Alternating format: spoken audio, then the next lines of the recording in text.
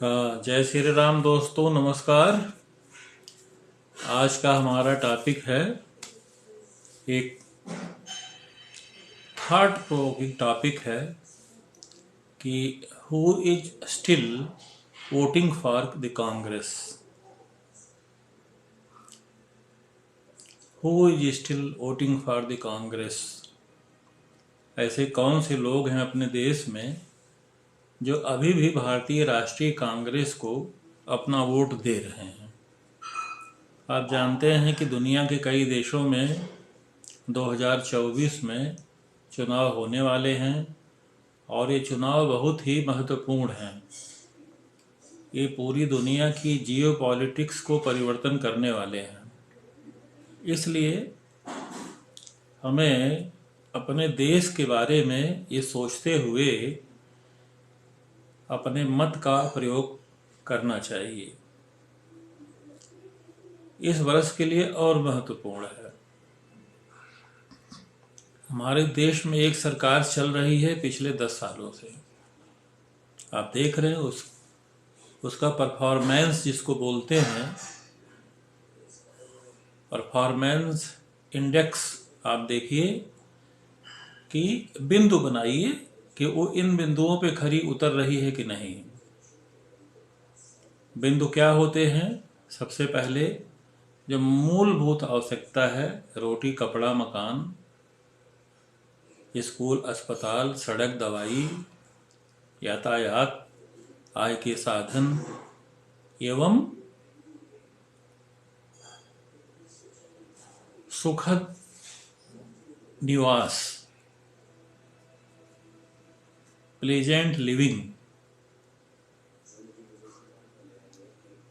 और इन बिंदुओं पर इस 10 साल से चल रही सरकार को आप कसिए, और अगर आपको लगता है कि सब बिंदुओं पे खरी है या अधिकतम बिंदुओं पे खरी है, या जो इसने कहा था, जो इसका एजेंडा है, जो इसके पार्टी के मैनिफेस्टो में है, तब आपको समर्पित होकर के वोट देना चाहिए। इसके अतिरिक्त एक ऐसी सरकार रही है कमोबेश में जो सीधे यानी प्रत्यक्ष अथवा परोक्ष रूप से लगातार भारत के ऊपर अपना शासन चलाती रही है, और अभी भी कुछ राज्यों में उसको वोट देने वाले हैं। तो हमारा यही विचारणीय है आज बिंदु कि अभी भी ऐसे कौन से लोग हैं जो भारतीय राष्ट्रीय कांग्रेस को वोट देते हैं, दे रहे हैं। जैसा कि आपने इस विधानसभा चुनाव से पहले वाला जो विधानसभा चुनाव आपने देखा होगा, जिसमें राजस्थान, गुजरात, मध्य प्रदेश, छत्तीसगढ़, महाराष्ट्र, कई जगह साउथ के बेंगलोर इत्यादि, कर्नाटक इत्यादि जगहों पर इसका वोट प्रतिशत अगर आप देखेंगे तो सरकार बनाने भर का इनको मिलता है, मिल भी जाता है, और लोग लगातार दे रहे हैं। आप देखिए कि तो हमें इस पर विवेचना करना है कि किसी एक यूनिलेटरल सिस्टम कभी भी किसी भी देश के लिए सही नहीं होता। ये कहा गया है कि अगर किसी चीज को बने रहना है, स्थायी रहना है, यानी उसको उसी रूप में बने रहना है, यानी भारत को उसी रूप में बने रहना है। किस रूप में? सबसे अच्छे रूप में। तो परिवर्तन होते रहना जरूरी है समय के साथ। यानी पार्टी जो शासन चलाती है वो केवल अपने एक एक्सपेक्टेड लाइंस पे ही चलती अगर दिखाई देती है, लकीर का फकीर, तब उससे राष्ट्र पीछे चला जाता है। जैसा कुछ लोग कहते हैं, एक समय था जब यहाँ पे कोटा परमिट शासन था, कोटा परमिट राज्य था। 1977 में मुझे याद है, मैं मेरे ख्याल से 11th में था, तो इलाहाबाद में पढ़ता था मैं, CAV इंटर कॉलेज में। तो वहाँ पे मेरे बड़े भाई भी साथ रहते थे और रिसर्च करते थे जूलॉजी में यूनिवर्सिटी से। तो उनके दोस्त लोग आपस में आके बात करते थे कि बजाज स्कूटर, प्रिया स्कूटर शादी में लेना है। शादी में तो बजाज और प्रिया स्कूटर का एक वो था, अलग से उसकी क्लास था, जैसे इसे मर्सिडीज बेंज का है उस टाइप वो थी। और उस समय 3,500 दाम था, 4,000, लेकिन उस समय 16,000 रुपये ब्लैक में मिलती थी। देख रहे हैं आप? तो ये हमारा देश उस अर्थव्यवस्था से निकल करके इस अर्थव्यवस्था में आया है, जिसको हम GDP के पैरामीटर पकड़ देखते हैं। तो जैसा कि कुछ लोगों ने बताया है कि ये 12वें स्थान से ऊपर आकर हमारी अर्थव्यवस्था 5वें पे शायद है, चौथे तीसरे की ओर जाने वाली है। तो क्या अर्थव्यवस्था के आधार पर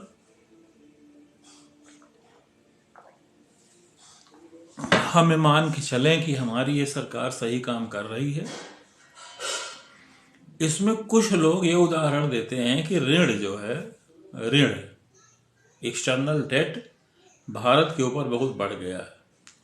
लेकिन मुझे ये नहीं समझ में आता, जब सारी दुनिया की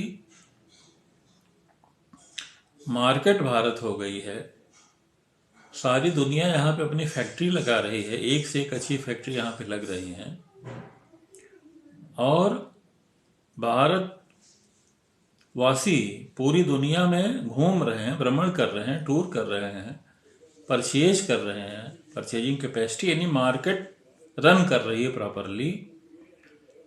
तो फिर एक्सटर्नल डेट का सूचकांक ले करके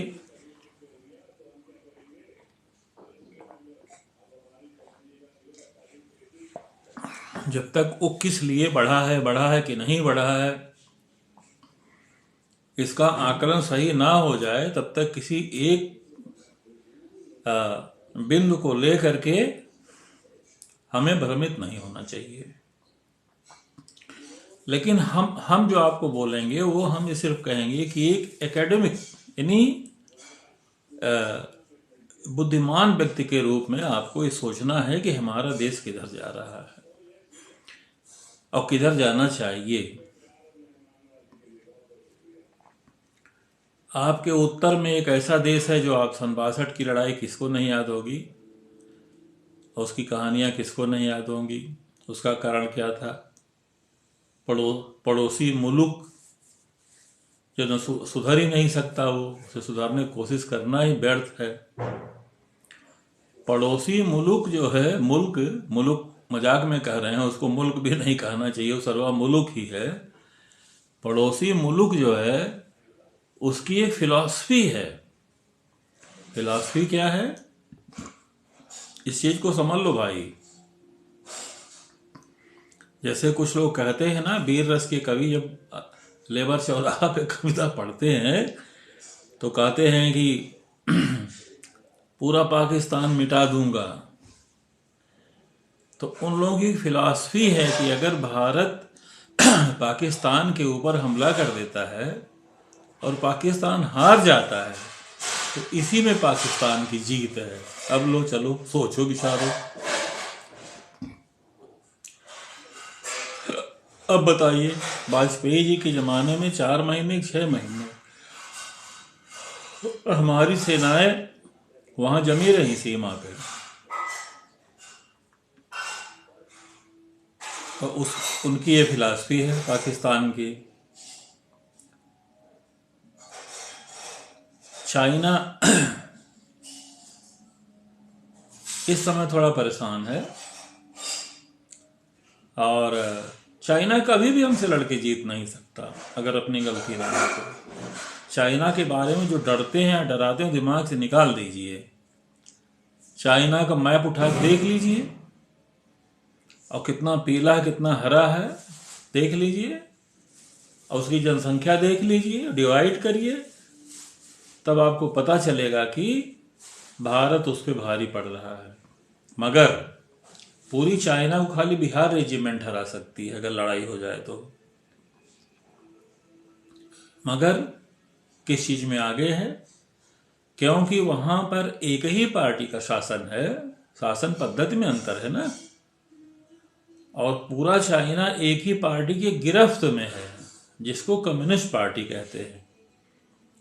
तो एक तानाशाही रवैया लेकर के जो चाहता है वही करता है, और उसकी वजह से वो कुछ चीज़ों में उसने अपने आप को एक वर्ग कल्चर इस तरह से बनाया कि कुछ चीज़ों में वो कुछ चीज़ माने पैरामीटर्स में या देखने में ऐसा लगता है कि वो बहुत आगे है। तो इकोनॉमी जिसको जीडीपी बोलते हैं, फॉरेन रिजर्व बोलते हैं, पूरी दुनिया में जो पैसे बांट रखा है वो है, इस तरह से कुछ उसकी पॉलिसी। क्योंकि एक आदमी जो डिसाइड कर दे रहा है वही उसकी पॉलिसी है, उस पर कोई विवेचना नहीं होती। लेकिन इन सब के बावजूद भी वो अब नीचे जा रहा है, उसको संघर्ष है। भारत के साथ कुछ ऐसा हुआ जो हमारी वर्तमान सरकार है उसने अपने आप को संभाला, देश को संभाला। किस तरह संभाला? जो वर्ग जिसके पास खेत है तो या तो बहुत कम है कम है या नहीं है, यानी वो छोटा किसान है, या उसके पास जो है केवल मजदूरी का साधन है, यानी कि गरीब से गरीब जो व्यक्ति था उसको इस सरकार ने कैसे संभाल लिया? उसको अपने देश से जोड़ दिया,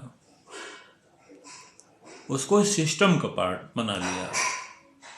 जो डेवलपमेंट का सिस्टम है, देश के विकास का जो सिस्टम है, तंत्र है, उसे उसने जोड़ दिया। राजीव गांधी ने भी अपने जमाने में किया था। प्लानिंग फ्रॉम टॉप पहले थी, लेकिन राजीव गांधी ने प्लानिंग फ्रॉम बॉटम किया। प्लानिंग फ्रॉम बॉटम का मतलब क्या है कि जो ग्राम सभा है, ग्राम पंचायत है, ब्लॉक है, तहसील है, जिला है, प्रदेश है, उस स्तर से आवश्यकताओं के अनुसार प्लानिंग होती थी, किस चीज़ की ज़रूरत है, कहाँ कितना योजनाएं बनती थी और ऊपर जाती थी, उसी के हिसाब से स्वीकृत होती थी। इसको कहते हैं प्लानिंग फ्रॉम बॉटम, या इसी को कहते हैं पंचायती राज। राजीव गांधी से पहले क्या था? Planning from top. वहीं से अलॉट हो जाता था कि शिक्षा में इतना करोड़, उसमें उतना करोड़, उतना पैसा चला गया, यानी कि जहाँ बहुत गर्मी पड़ रही है वहाँ भी कंबल बांटो, इस टाइप का था। तो थोड़ा गड़बड़ था कि नहीं था? तो अब रेगुलर, अब नीति आयोग बन गया। प्लानिंग जो है 5 पंचवर्षीय योजनाएं बनती थी, अब वो अच्छी थी कि बुरी थी उस पर, लेकिन वो एक परंपरागत थी, ये तो सही बात है। तो देश का विकास, इतना बड़ा देश है, इसमें जाति, धर्म, क्षेत्र, भौगोलिक परिस्थितियां इतनी विषम और विविध हैं कि इसमें आप 5 साल का एक प्रोग्राम बना के कागज फाइल बैठ के उसे घसीट रहे हैं, तो वो सही नहीं है। आप जानते होंगे, नहीं जानते होंगे तो जान लीजिए। पहले सरकारी कर्मचारी जी लोग कहते थे कि मार्च का महीना, मार्च लगा बहुत बिजी हैं। मार्च में क्या करना पड़ता था कि उनका बजट सेंक्शन है कि उनको इतना पौधा लगाना है, और पौधे लगे नहीं, और उतना पैसा आपको सेंक्शन है, अगर आप उसको नहीं लगाएंगे पैसा वापस हो जाएगा। वापस होने का मतलब ये थोड़ा कि आपने बचा लिया। वापस होने का मतलब है कि जब कभी भी आप कोई बड़े पद पे जाइए, आपके हाथ में ड्राइंग डिस्पर्सिंग पावर है, और जितना पैसा आपको दिया जा रहा है अगर आप उसको नहीं इस्तेमाल करते हैं तो ये कहा जाएगा कि आपको पैसा खर्च करने की का शऊर नहीं है। आप पैसा नहीं खर्च पाए, हमारा विकास नहीं किया। आपको पैसा दिया गया, आपने नहीं खर्चा किया, तो आपने विकास नहीं किया ना। तो भाई आप क्यों पीछे रहेंगे? आपका जो है वो करियर खराब हो जाएगा। तो उसमें क्या होता था कि लोग बिल वाउचर बनाते थे। अब मार्च के महीने में रात भर बैठ करके सरकारी कर्मचारी बिल वाउचर यहाँ से वहाँ से लाते थे, और झोला में भर भर के, अटैची में भर भर के पैसा घर ले जाते थे। यही चलता था। यही भारत का विकास था। अब होता है? नहीं होता है। सरकारी कर्मचारी उदास हो गए हैं, उदास रहते हैं, है ना। तो आप इसी बिंदु पे रख लीजिए, लेकिन इस बिंदु को आप स्वयं पर रखिए कि क्या ये बिंदु सही है। सरकारी कार्यालयों में कार्य हो रहे हैं, घूस नहीं लग रहे हैं, इसको देखना पड़ेगा। नियुक्तियां समय पे हो रही हैं, नहीं हो रही हैं। फिर आप तुलना करिए कि वे प्रदेश जो कांग्रेस शासित प्रदेश हैं उसमें क्या तुलनात्मक है विकास अथवा करप्शन, और जो कांग्रेस शासित नहीं है उसमें क्या विकास है और क्या करप्शन है। तो इस चीज़ की विवेचना हम चाहते जागरूक हो जाएगी, थोड़ा तुलनात्मक रूप से जागरूक हो जाएगी। तब यह ध्यान दीजिए कि कांग्रेस को अभी भी कौन लोग वोट दे रहे हैं और क्यों दे रहे हैं। तो क्या एक ऐसी मानसिकता कहीं तो नहीं है कि जो पढ़ाया जाता फिजिक्स में सबसे पहले, इनर्शिया, जड़त्व का गुण, कि कोई भी हर हर वस्तु में उसकी एक ऐसी इनहेरेंट प्रकृति होती है कि वो अपनी स्थिति का विरोध करती है। यानी जहां पे है वो वहीं रहना चाहती है, उसको आप हटाएंगे तो विरोध करेगी। इसको जड़त्व कहते हैं हिंदी में, जड़त्व। तो कोई ऐसा तो नहीं है कुछ लोग किसी खास वजह से विकास नहीं करना चाहते, परिवर्तन नहीं लाना चाहते, केवल उसी जड़त्व की भावना में पड़े हैं कि नहीं भैया जौन चलत है वह ठीक है। अभी भी आप कुछ लोगों को जानने कहते हुए सुन लेंगे कि भैया अंग्रेजों का राज सही रहा। तो क्या अंग्रेजों का राज सही था? अरे अगर आप ऐसे कहते हैं अंग्रेजों का राज सही था तो आप अपना चेहरा आप एक बार शीशे में देखिए। जितने लोग बलिदान दे दिए वो मूर्ख थे, जान गंवा दिए। अगर ठीक था तो आपके अंदर अगर आत्मगौरव की भावना ही नहीं है, जिसको न निज भाषा तथा निज देश पर अभिमान है। अब थोड़ा हम भूल रहे हैं भाई, हम साहित्य के छात्र तो है नहीं, तो इसको हम ऐसे कह देते हैं कि जिसको निज भाषा तथा निज धर्म पर अभिमान है वह नर नहीं है, पशु निरा है और मृतक समान है। ठीक?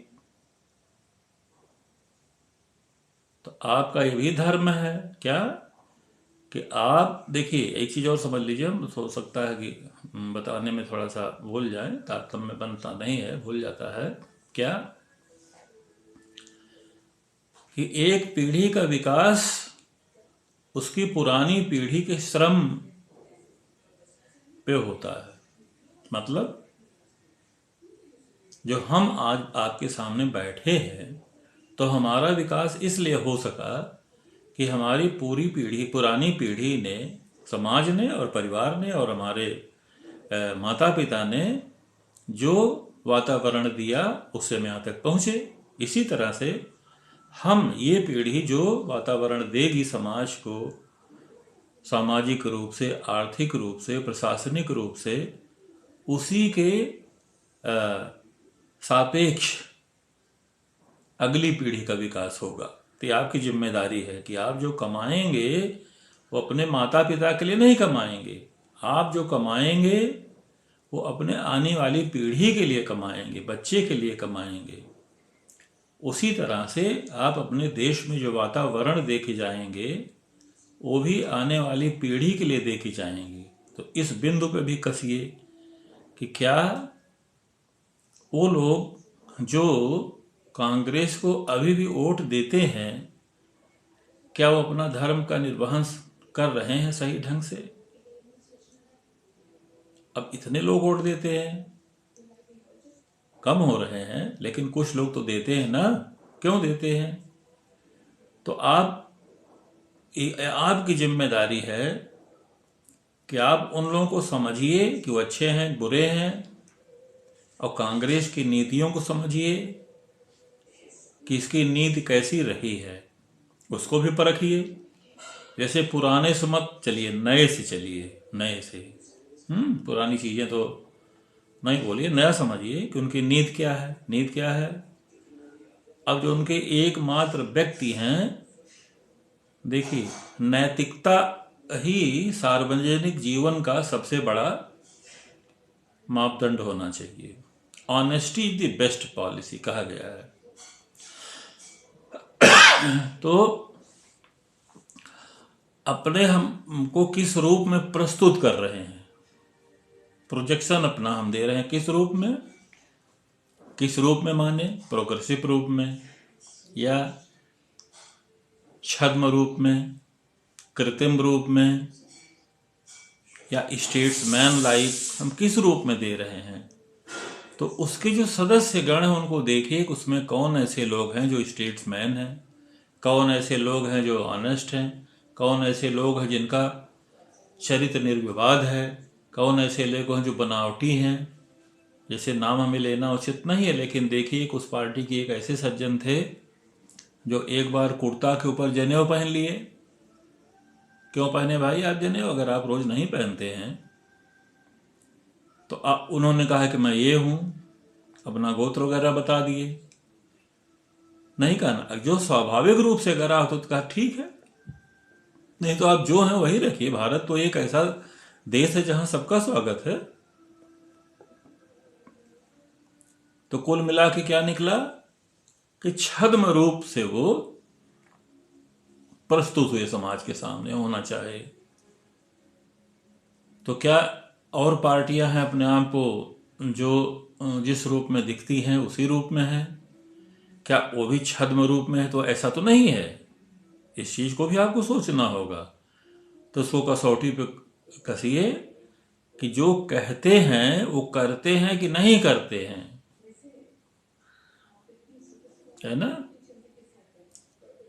जो कहते हैं वो करते हैं कि नहीं करते हैं। तब सोचिए कि प्रमुख रूप से इन्होंने क्या कहा था देश के लिए, सबके लिए। तो ये गली गली में दिख रहा है ना? मैं जा रहा था अयोध्या से वाराणसी जा रहा था, तो कहीं रास्ते में चाय पीने के लिए रुका, अकबरपुर मालियालीपुर के आगे और बाएं तरफ। तो एक आदमी बहुत पहले, जब पहली बार इनकी सरकार बनी थी, तो कहा भैया गुरुजी देखिए, यही सड़क आज़ादी से हम लोग यहाँ संघर्ष कर रहे थे, गांव की सड़क थी, नहीं बन पाई, और देखिए बन रही है। हम लोग मोटरसाइकिल से या कार से गांव गांव में कार से घूम सकते हैं घर तक, और घर से खेतों तक। प्रधानमंत्री ग्राम सड़क योजना। गांव का विकास अगर होता है तो समझिए कि इन लोग जो कह रहे हैं वो किए। गांव के विकास को ही पैरामीटर मानिए, पैमाना मानिए। गांव के विकास में क्या है? पहला तो विकास भैया रोजगार, पैरामीटर। अब रोजगार क्या होना चाहिए कि मान लीजिए कोई पीएचडी किया तो उसका रोजगार का स्वरूप अलग है, कोई बच्चे बीटीसी और बीएड किए हैं उनका रोजगार का स्वरूप अलग है, कोई कुछ भी नहीं पढ़े हैं उनका रोजगार का स्वरूप अलग है। रोजगार स्वरूप सरकारी नौकरी भी होता है और स्वरोजगार भी होता है। तो इस पे कसौटी कसिए। और एक जागरूक नागरिक होने के नाते अब आपको भी सोचना पड़ेगा कि हम अपने रोजगार को किस रूप में समझें, कि कौन सा काम, कौन सा रोजगार हमारा सही रोजगार है। क्या नौकरी वास्तव में सही रोजगार है? इलाहाबाद में लड़के 30 साल 35 साल, कितने साल तक पीसीएस देते रहते हैं, बाल झड़ जाता है? उस उम्र में आप पीसीएस बन के क्या कर लेंगे? आपके अंदर कोई क्रिएटिविटी नहीं बचेगी। आप केवल किसी तरह से आप इंटरव्यू दे करके आप एक पद पे कुर्सी बैठ जाएंगे। आप सोचेंगे कि इलाहाबाद में रहते तो ये करते थे, इलाहाबाद वो करते थे। आपको जो करना है वो नहीं करेंगे आप। तो सूनर द बेटर। आपको जो करना है, आपको नौकरियां करना है, आपको शिक्षा लेना है, या आपको स्वरोजगार करना है, तो क्या वो उपलब्ध है? अगर कोई नौकरी ना करना चाहे, अपना स्वरोजगार चलाना चाहे, तो क्या अपने देश में उसका वातावरण है? हाँ या नहीं सोचिए, जवाब दीजिए, नहीं तो अपने आप को जागरूक बनाइए। MSME का नाम आपने सुना होगा। घर बैठे ऑनलाइन साइबर कैफे में चले, मोबाइल पे आप अपनी कंपनी बना सकते हैं बिना किसी के पास गए। उस कंपनी से अगर आप बेरोजगार हैं तो आपको 10 लाख रुपए तक का ऋण मिल जाता है। ये क्या कम है? गांव में कहावत है कि नात बांध के सबके टोए, तब पलिहर में सरपत बोए।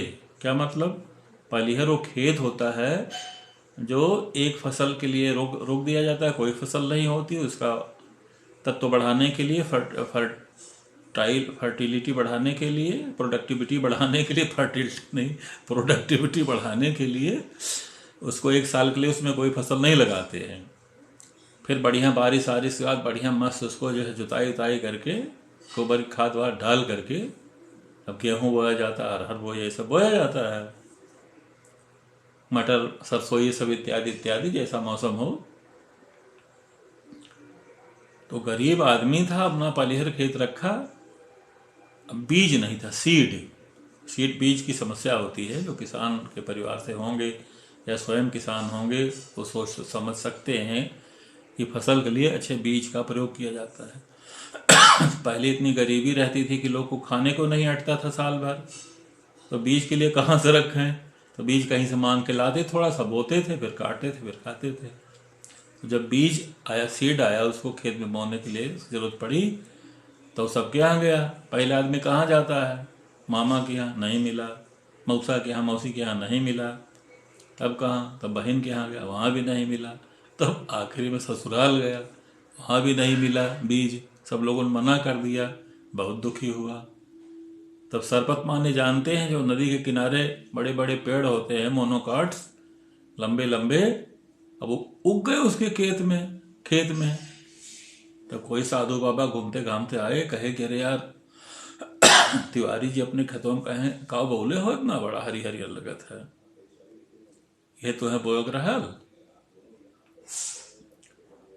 अब तिवारी जी कहने साधु बाबा का करी, नात बांध के सबके टोए, तब पलिहर में सरपत बोए। मतलब किसी ने नहीं दिया, उसका खेत खाली रह गया। मेरे कहने का मतलब ये है। तो अगर उस इंसान को बुआई के सीजन में कितना मिल जाता, 2,000 रुपया भी मिल गया होता, तो कम से कम वो बीज तो खरीद लेता पांडे सीड कंपनी से, नहीं विनोद सीड कंपनी से। ये कंपनियां लोग उधार भी दे देते हैं, उनको ये लगे कि उनका पैसा डूबेगा नहीं। तो लोग बहुत मदद करते हैं सीड कंपनी वाले। वो पेस्टिसाइड, इंसेक्टिसाइड की दवा दे देंगे, उसको छिड़कने का यंत्र दे देंगे, सपोर्ट में, एक पैसा नहीं, उसका किराया नहीं लेते हैं, बीज दे देंगे। तो अगर 2,000 रुपया भी मिल जाए तो बीज लेकर के बो देगा। अगर 2,000 रुपया है तो 1,500 घट भी रहा है तो लोग उधार दें, धीरे धीरे देना। यहाँ पे इतना सहयोग करते हैं भारतवर्ष में जो है बनिया लोग। सब नमक का दरोगा या 1.25 गेहूँ जो लिखे हैं प्रेमचंदा, वो बहुत ज़्यादा सच्चाई नहीं है। हाँ, वो सब ऐसे फर्जी नामा है। वो एक क्या बोलते हैं उसको, एजेंडाकरण है उनका। साहित्य एक एजेंडा है और कुछ नहीं है ना। तो अब तो मिल जाता है ना 2,000 रुपये। इस कसौटी पे अगर आप कस रहे हैं, कौन सी कसौटी पे? कि नात बांध के सबके टोए, तब पलिहर में सरपत बोए। तो ये सरकार जो है ये सफल तो है ना, लेकिन इसको आप दूसरे तरफ से भी देखना पड़ेगा।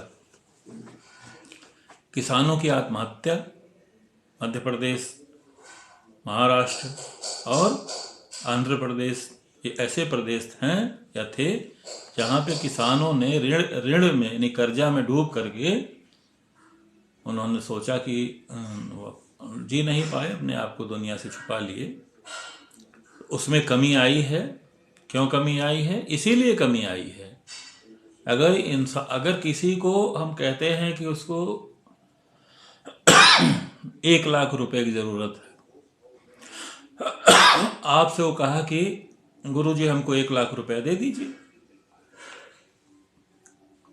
तो अगर आप उसको 1 लाख नहीं दे देते हैं, 5,000 भी दे देते हैं, ये सोच के कि यार इसको ससुरे को जो है 1 लाख क्या दें, अरे पता न लौटावे कि न लौटावे, चलो मांगा है तो कुछ देंगे, तो आपने 5,000 दे दिया कि ये सोच करके लौटाएगा नहीं।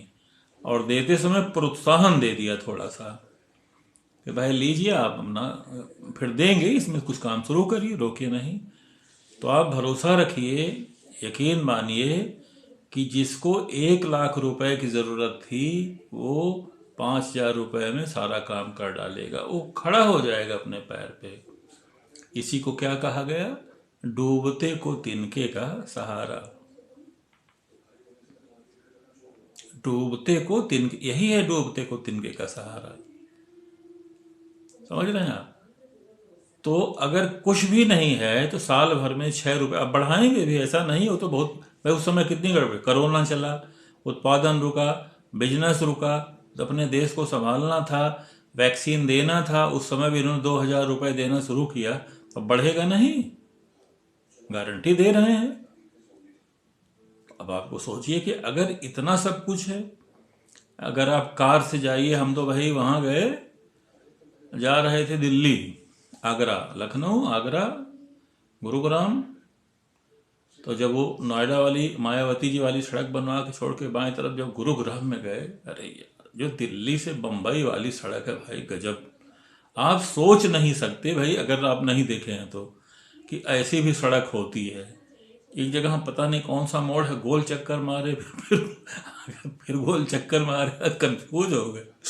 जाना था दिल्ली, जाने लगे बंबई की तरफ, तो हमें लगा है उल्टे का है। बहुत अच्छा लगता है। तो वहां इन्होंने किया ना, इंफ्रास्ट्रक्चर बना के नहीं बना। अयोध्या में जो लोग मान लीजिए राम भक्त नहीं हैं, आपको हम याद दिलाना चाहते हैं, कांग्रेस पार्टी में एक नेता थे जिनका नाम था कमलापति त्रिपाठी, एक थे अर्जुन सिंह।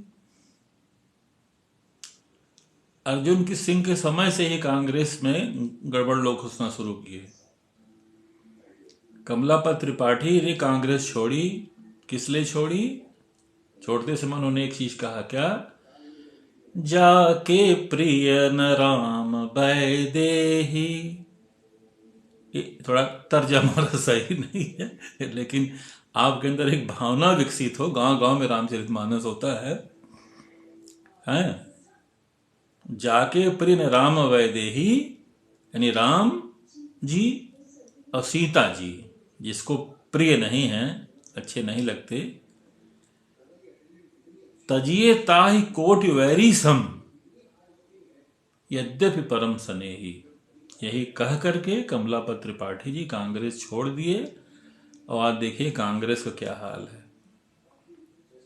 मगर ये पार्टी अभी भी अपने आप को पता नहीं क्या, किस भ्रम में है, या वो पार्टी राम को क्या समझती है, या वो पार्टी भारत की जनता को क्या समझती है।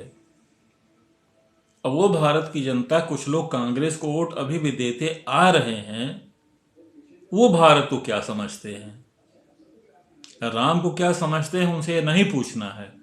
उनसे ये पूछना है कि आप कौन लोग हैं जो अभी भी आप कांग्रेस को वोट देते हैं, तो आप अपने देश को क्या समझते हैं।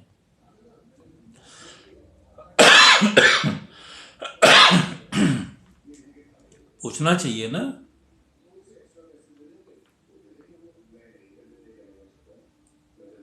अपने देश को आप क्या समझते हैं।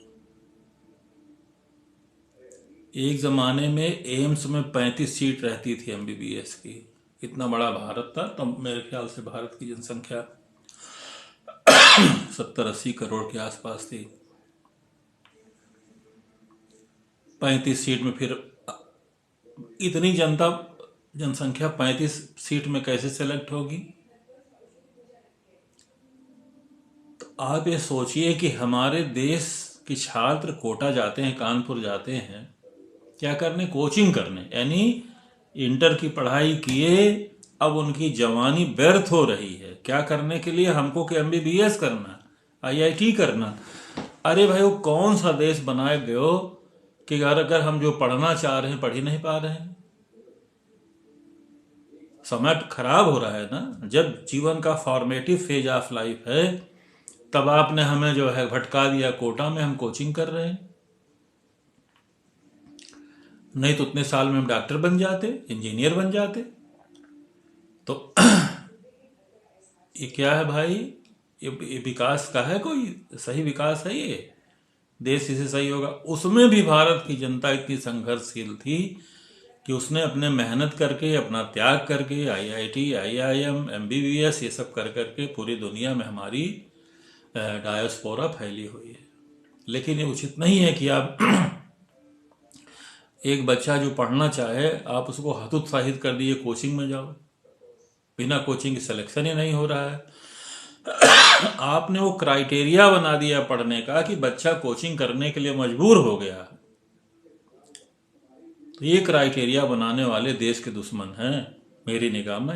मैं एक छात्र ही मान लीजिए मुझको, तो मैं ये महसूस करता हूँ, अनुभव करता हूँ अपने जीवन में कि अगर कोई बच्चा जो पढ़ना चाहता है उसे उसको पढ़ने दीजिए।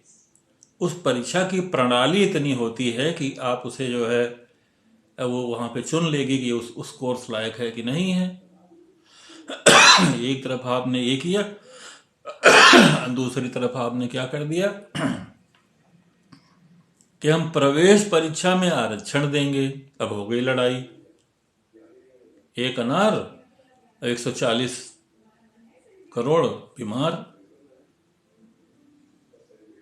एक अनार 140 करोड़ बीमार, ये किसकी नीति है? सोचिए आप। और अभी भी हमारे देश के कुछ लोग वोट देते हैं, दे रहे हैं। आपका दायित्व तो है कि आप उनको समझिए और उस मानसिकता को समझिए कि जो लोग अंग्रेजों के जमाने में फेलिसिटेटेड थे। फेलिसिटेटेड थे क्या मतलब? राजशाही चलाने के लिए, अंग्रेजी राज चलाने के लिए सुगमता प्रदान किए, हेल्प किए, मदद किए, वही देश के रहनुमा बन गए। इसीलिए देश की भावना, देशभक्ति की भावना खत्म हो गई लोगों में, कुछ लोगों में। और फिर भी हमारे गुदड़ी के लाल, ऐसी माओ के लाल रहे जो इन परिस्थितियों के बाद भी अपने देश को बढ़ा ले आए, यहाँ तक ले आए।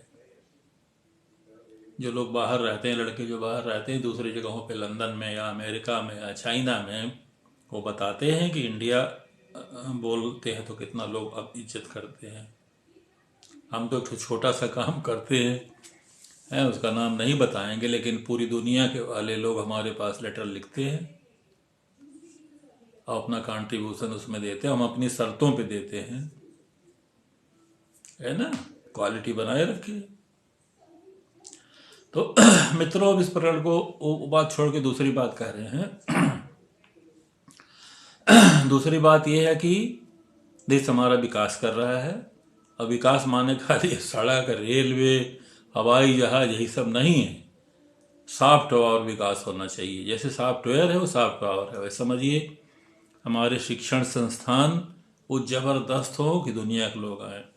हमारी पुस्तकें इतनी जबरदस्त हो कि पूरी दुनिया में पढ़ी जाए आपकी किताब। समझे आप? इसको भी आपको विश्व स्तरीय बनाना है। हमारे रिसर्च जर्नल्स इतने बड़े हों कि proceedings of the national academy of sciences या द लैंसेट या साइंटिफिक अमेरिकन या नेचर, उन लोगों को छोड़ करके आपके यहाँ आए।